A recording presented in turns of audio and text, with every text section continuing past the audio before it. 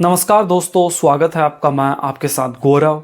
आप देख रहे हैं डीएनटी टाइम्स और डीएनटी टाइम्स में आज हम बात करेंगे जींद से विधायक और हरियाणा विधानसभा में डिप्टी स्पीकर कृष्ण लाल मिड्डा को लेकर। दरअसल कृष्ण मिड्डा ने कल जींद में हुई एक रैली के दौरान बयान दिया, जिसमें उन्होंने कहा कि जनता को, लोगों को, खास करके जींद के लोगों को उन्होंने संबोधित करते हुए कहा कि जो धरने प्रदर्शन हैं, जो प्रोटेस्ट हैं, वो नहीं करने चाहिए।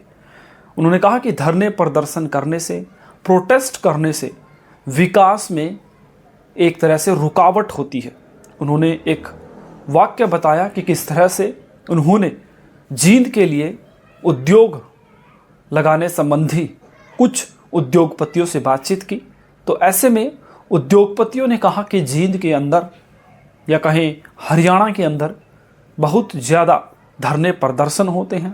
ऐसे में 365 दिनों में से मात्र 65 दिन ही उद्योग चल पाएंगे, तो फिर हम वहाँ पर उद्योग कैसे लगाएं।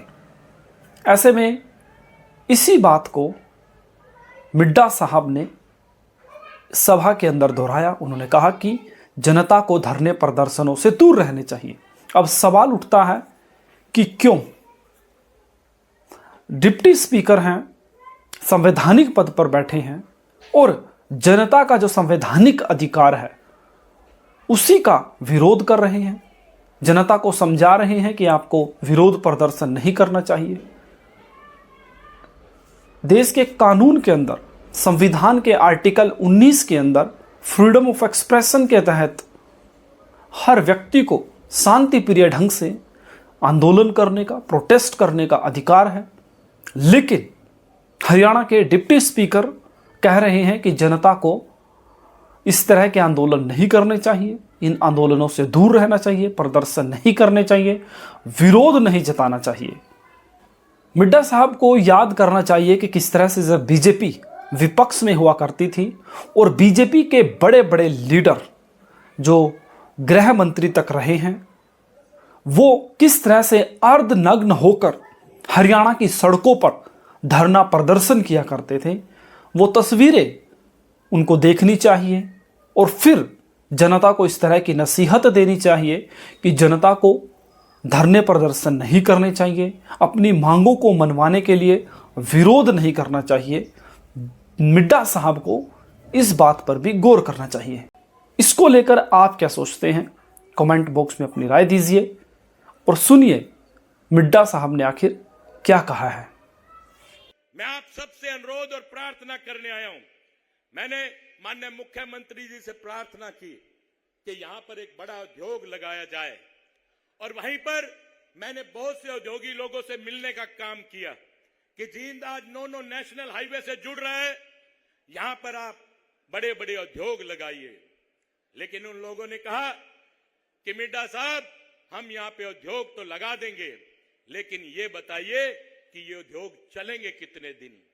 365 दिन में से मात्र 65 दिन, क्योंकि यहां के लोग धरना प्रदर्शन, रास्ता रोको ऐसे काम करते हैं। साहब, आज नौकरियां मिल रही हैं आपको, आप लोगों को नौकरियां मिल रही हैं और मैं आप लोगों से निवेदन करता हूं कि आप ये धरना प्रदर्शन, ये चीजें बंद कीजिए, क्योंकि आपके बच्चों के भविष्य की बात है।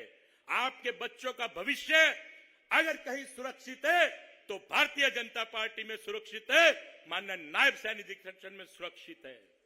इसके लिए मैं आप सबसे प्रार्थना करता हूं, कोई आपका मसला है तो आप माननीय मुख्यमंत्री जी से बात कीजिए। ये आपके हैं और आप इनके हो।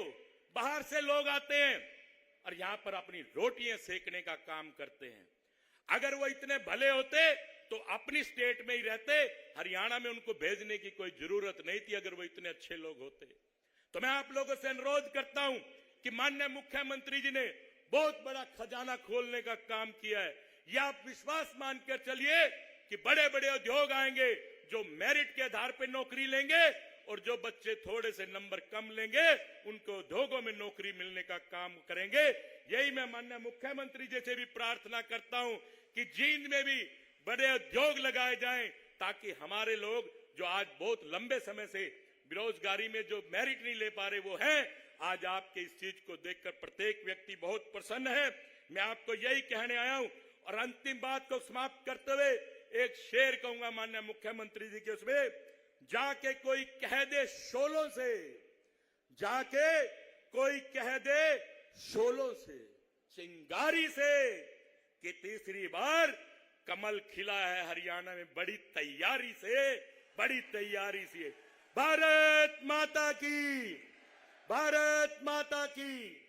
जय हिंद, जय भारत, जय हरियाणा।